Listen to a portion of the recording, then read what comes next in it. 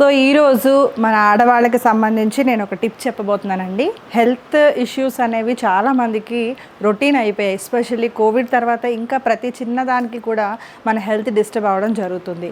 కాబట్టి మన హెల్త్కి సంబంధించి ఎటువంటి సమస్యనైనా సిగ్గుపడకుండా మనం మాట్లాడుకోవడమే మంచిది. ఎస్పెషల్లీ లేడీస్లో యూరిన్ ట్రాక్ ఇన్ఫెక్షన్స్ ఈ రోజుల్లో రెగ్యులర్గా చూడగలుగుతున్నాం. ఎందుకంటే వాష్రూమ్స్ క్లీన్గా లేకపోవడమా, లేకపోతే బయట జర్నీస్లో మనం యూస్ చేసిన వాష్రూమ్స్ వలన, లేకపోతే కొన్ని ఫుడ్ ఎలర్జీస్ వల్ల కానీ చాలామంది నేను రెగ్యులర్గా ఈ మధ్య వింటున్న ప్రాబ్లం ఏంటంటే urine tract infections. So urine tract infection వచ్చిన వాళ్ళకి డాక్టర్స్ మనకి మంచి మెడిసిన్ సజెస్ట్ చేస్తారు. అలాగే ఒక ప్రాసెస్, ఎక్కువ ఇన్ఫెక్షన్ ఉంటే కంపల్సరీ మనం దాన్ని డాక్టర్ని కన్సల్ట్ చేసి కంపల్సరీగా మనం దానికి సంబంధించినటువంటి ఒక 5 days 1 week కావాల్సినటువంటి మెడిసిన్స్ మనం యూస్ చేసుకోవాలి. నార్మల్గా రెగ్యులర్గా వస్తుంది, రెగ్యులర్గా మనకి మంట వస్తుంది, యూరిన్ ట్రాక్ ఇన్ఫెక్షన్ రెగ్యులర్గా వస్తుంది.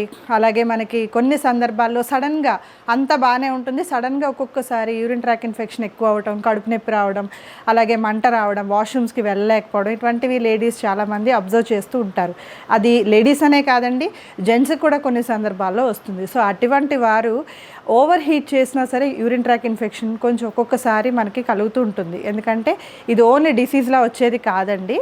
సో కొన్ని సందర్భాల్లో మనకేదైనా హెల్త్లో కాంప్లికేషన్స్ ఉంటే వస్తుంది.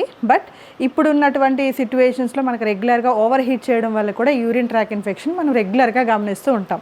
సో అటువంటి వారి కోసం ఇదొక హోమ్ రెమెడీ. నేను ట్రై చేసి చూశాను అండ్ నా ఫ్రెండ్స్ కూడా ట్రై చేశారు, చాలా బాగా వర్కౌట్ అయింది. మీరు కూడా ట్రై చేయండి. సో మనం ఎక్కువగా సమ్మర్లో హీట్ అయ్యే వస్తువుల్ని తగ్గించుకోవాలి అండ్ అలాగే చలవ చేసే వస్తువుల్ని ఎక్కువగా తీసుకోవాలి. సో ఈ యూరిన్ ట్రాక్ ఇన్ఫెక్షన్ కోసం అయితే మీకు మా సూపర్ మార్కెట్లో దొరుకుతుంది బార్లీ గింజలు అంటారు కదా, ఈ బార్లీ గింజలు, అలాగే బార్లీని పౌడర్గా కూడా చేస్తారు.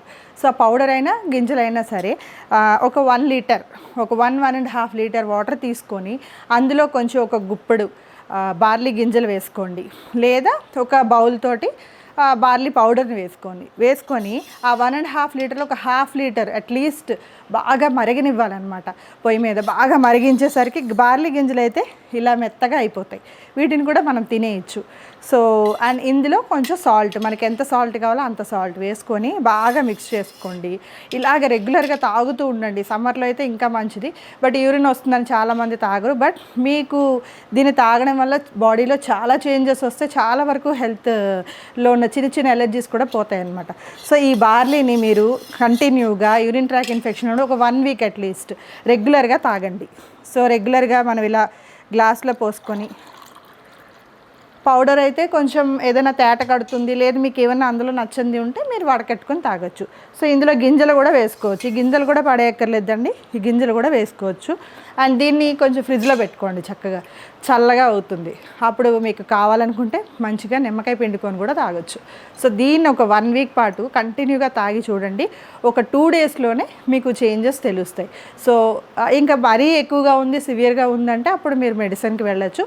But without medicine home remedy అంటే ఈ రకంగా అయితే ట్రై చేసి చూడండి, చాలా బాగా వర్కౌట్ అవుతుంది.